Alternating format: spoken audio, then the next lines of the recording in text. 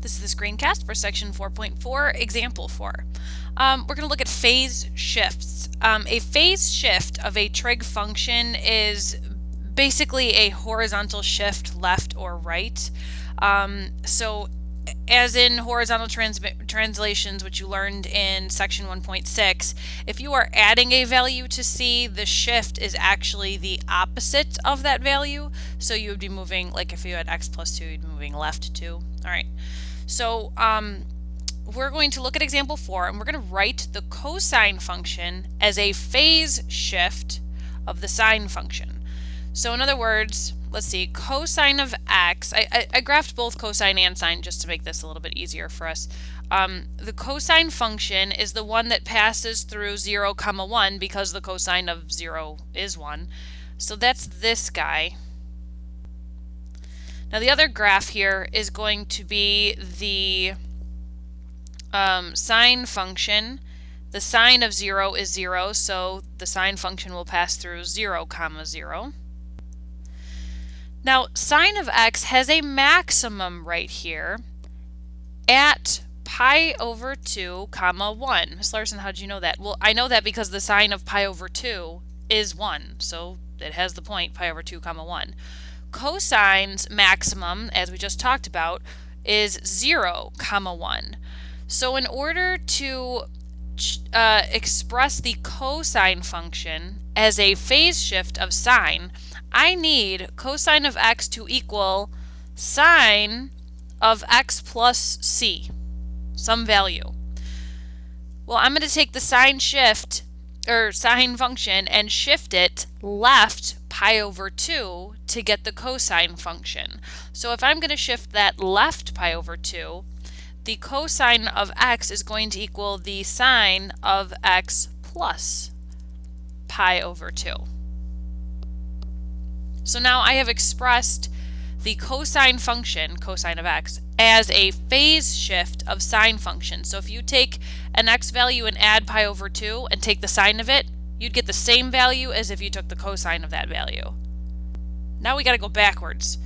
Write the sine function as a phase shift of the cosine function. All right, well, I need to write sine of x as a phase shift, so it's going to equal cosine of x plus something. So again, cosine's got a maximum at 0, 1. If I move that maximum to the right pi over 2, I get the sine function. If I move it to the right pi over 2. So that means the cosine of x minus pi over 2 is going to be the same graph as the sine of x. Now, of course, I can choose to graph those and make sure, which might be a good idea, hint, hint, hint.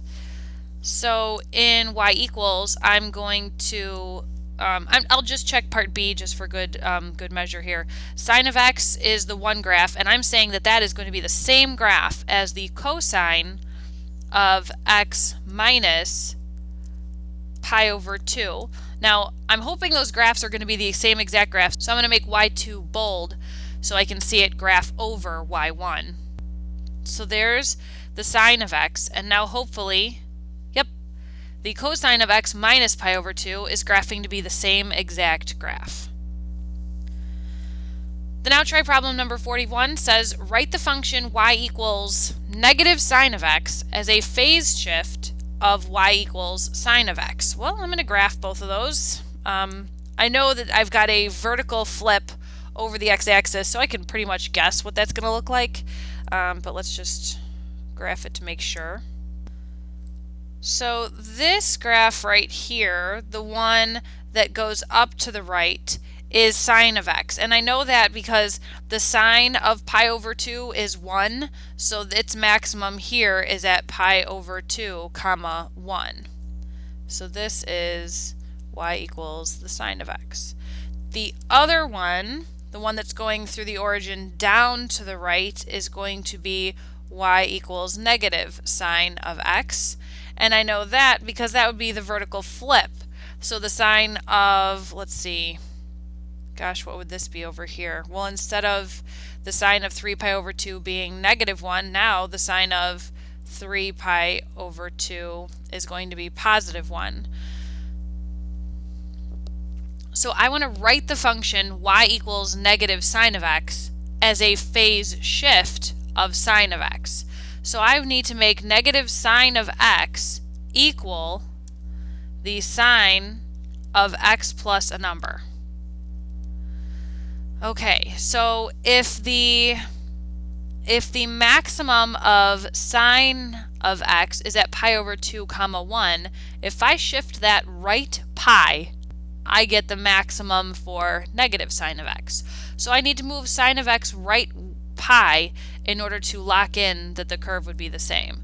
So that means I need to write negative sine of x as sine of x minus pi. Remember, a horizontal shift right pi.